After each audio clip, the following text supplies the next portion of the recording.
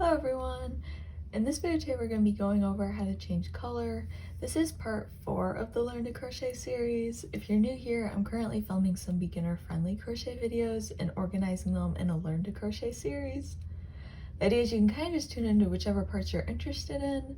If you are an absolute beginner though, I'd recommend watching parts 1 through 3 in order, and then afterwards you can kind of skip around as you would like.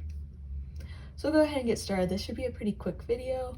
One thing I did want to point out real quickly, if you clicked on this YouTube video and what you really were looking for is how you change color within the round, you can use Tapestry Crochet for that. I have a separate video for Tapestry Crochet, so I'll put the link for that video in the description box down below.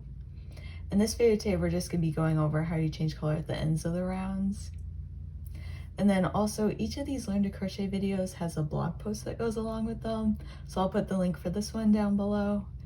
It will have this process written out with some step-by-step pictures if you prefer that format, and it also will have the other video for this part of the Learn to Crochet series, which goes over what to do if you run out of yarn while you're crocheting, so like if you need to attach a new ball of yarn to your project. So let's go ahead and get started.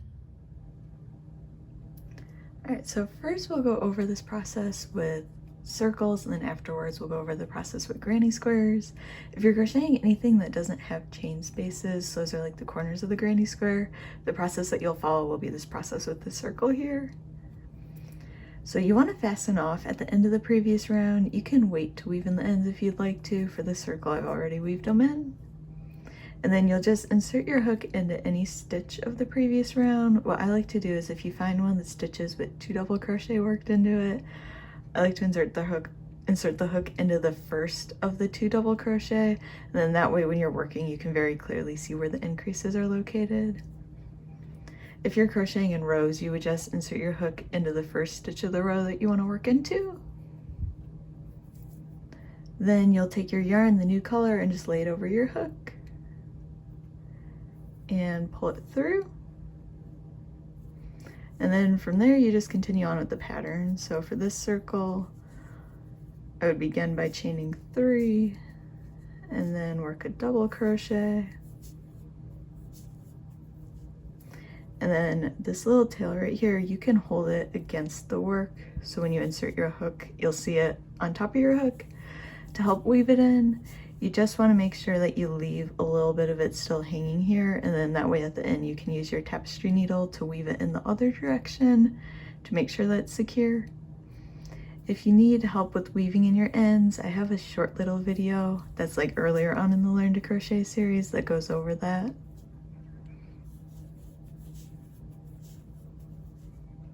So that's the process for if you're crocheting something that doesn't have corners. So then next up, if you're making like a granny square and you have those corners, what you'll do is you'll take the new color, and so just like with the circles, you'll fasten off at the end of the previous round, and you can wait to weave in the end if you want to. And then you'll just take your yarn and pull it through that chain 2 space.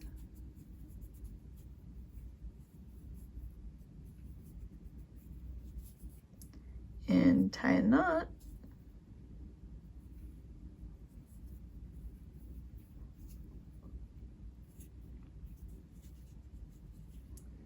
Then you'll insert your hook into the corner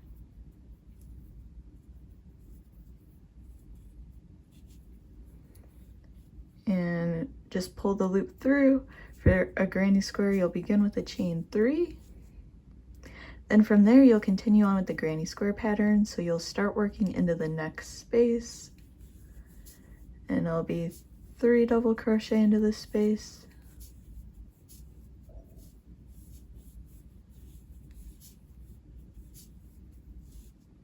And you'll just continue working around like you normally would, and then I'll show you what you do when you get to the end of the round.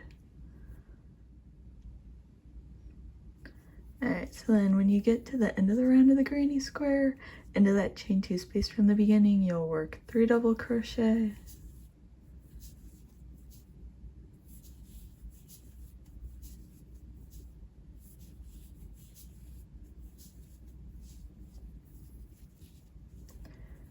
Chain 2, and then 2 more double crochet,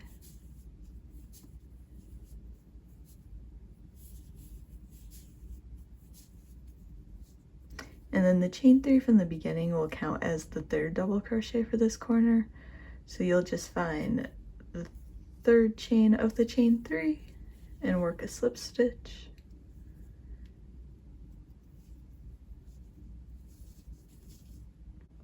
And from there you can either fasten off and do the next round in a different color, or and do your next space you can work a slip stitch.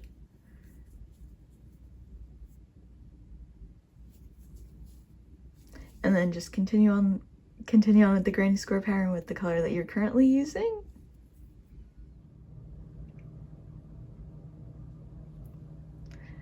And then if you're making like a solid granny square, the process would be the same. You would start by joining that yarn into one of the corners and chain 3.